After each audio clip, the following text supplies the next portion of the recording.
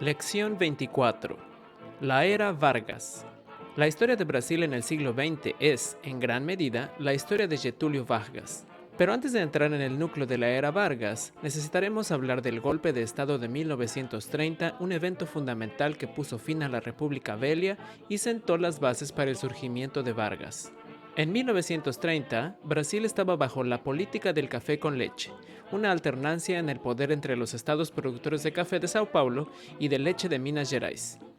Esta era una democracia limitada, con voto censitario, y pocos privilegiados tenían derecho al voto. Pero la crisis de 1929, que desencadenó una fuerte caída en los precios del café, generó una crisis económica que desestabilizó este sistema. En este contexto de agitación económica, Getúlio Vargas, candidato derrotado en las elecciones presidenciales de 1930, lideró un golpe de Estado con apoyo militar. Este golpe puso fin a la República Velha y comenzó la era Vargas. Vargas argumentó que su intención era romper con las viejas estructuras oligárquicas y modernizar Brasil. Sin embargo, no todos estaban contentos con este cambio. En 1932, en el estado de Sao Paulo, estalló una revolución constitucionalista. Los paulistas, acostumbrados a tener un papel dominante en la política brasileña, se rebelaron contra Vargas en demanda de una nueva constitución. Querían restaurar su poder y limitar el creciente centralismo del gobierno de Vargas. Después de sangrientos combates, la revolución fue derrotada, pero Vargas hizo una concesión importante: prometió una nueva constitución. Esta promesa marcó el comienzo de una nueva etapa en el gobierno de Vargas, que vería una mayor centralización del poder y la implementación de políticas modernizadoras. Aunque la Revolución Constitucionalista de 1932 no logró su objetivo principal, jugó un papel crucial en la definición del futuro de Brasil. Obligó a Vargas a comprometerse con el proceso democrático, al menos en apariencia, y marcó el comienzo de una serie de transformaciones políticas y sociales que cambiarían Brasil para siempre. La segunda etapa de la era Vargas comienza con la instauración del Estado Novo, en 1937. Vargas, respaldado por los militares y utilizando un supuesto complot comunista, el Plan Cohen, como pretexto, dio un autogolpe que puso fin a la frágil democracia brasileña. Iniciaba así una etapa totalitaria que duraría hasta 1945. El Estado Novo se caracterizó por un fuerte autoritarismo. Vargas centralizó el poder y puso a los medios de comunicación y a la educación bajo el control del Estado.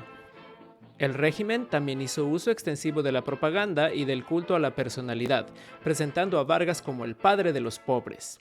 En muchos aspectos, el Estado Novo se inspiró en las dictaduras fascistas de la época, aunque siempre mantuvo una identidad brasileña. En esta etapa, Vargas implementó un proyecto de modernización industrial y centralización económica. Creó la Compañía Siderúrgica Nacional y la Compañía Vale do Rio Doce, dos gigantes industriales que jugaron un papel fundamental en la industrialización de Brasil. También puso en marcha políticas de bienestar social como la creación del salario mínimo y la legislación laboral.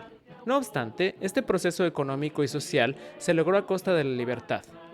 El Estado Novo suprimió la oposición, censuró a los medios de comunicación y limitó las libertades individuales.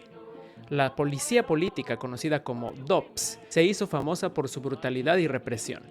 Este periodo de gobierno autócrata de Vargas llegó a su fin después de la Segunda Guerra Mundial. Brasil se había aliado con los países democráticos durante la guerra y, una vez finalizada, la presión interna y externa forzó a Vargas a convocar elecciones libres.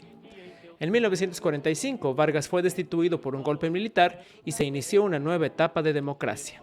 La etapa del Estado Novo fue, sin duda, una de las más intensas y contradictorias de la historia de Brasil.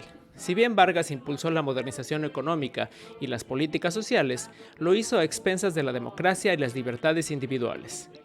Este complejo legado sigue siendo objeto de debate en Brasil hasta el día de hoy. Aunque el Estado Novo es recordado como una etapa de autoritarismo, también fue un periodo de cambios importantes en la economía y en la sociedad brasileña. Vargas, con su visión pragmática y estratégica, se propuso modernizar Brasil y transformarlo en una potencia industrial. Para ello, adoptó una serie de políticas que se han llamado desarrollismo. Fomentó la industrialización, protegió a las empresas nacionales y promovió la inversión de infraestructura. Creó grandes empresas estatales como Petrobras y Eletrobras, que jugaron un papel crucial en la economía brasileña. Estas políticas dieron resultados. Durante la era Vargas, Brasil experimentó un crecimiento económico significativo. Se desarrollaron nuevas industrias, se construyeron carreteras y presas, y las ciudades crecieron rápidamente. La población, antes mayoritariamente rural, comenzó a migrar a las ciudades en busca del trabajo en las nuevas fábricas. Sin embargo, Vargas no se centró solo en la economía, también implementó una serie de reformas sociales. Creó el salario mínimo, promovió los derechos laborales y estableció la seguridad social. Estas medidas mejoraron la vida de muchos trabajadores y convirtieron a Vargas en un líder popular. Pero estos avances no llegaron a todos por igual.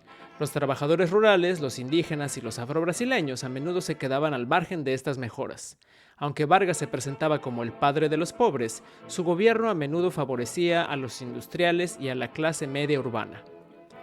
En 1954, Vargas volvió al poder como presidente, elegido democráticamente. Pero su segunda presidencia estuvo plagada de conflictos políticos y crisis económicas. A medida que los problemas se acumulaban, sus enemigos políticos empezaron a pedir su renuncia. En agosto de 1954, después de un escándalo de corrupción que involucraba a un guardaespaldas cercano, Vargas se vio acorralado. En la madrugada del 24 de agosto, en un acto dramático y sorprendente, Vargas se quitó la vida en el Palacio de Cateche, la residencia presidencial. Dejó una carta testamento, un documento conmovedor que defendía su legado y acusaba a sus enemigos de forzarlo a este acto desesperado. Su muerte causó una gran conmoción en todo Brasil y miles de personas lloraron su pérdida. La muerte de Vargas marcó el fin de una era, pero su legado perdura hasta hoy.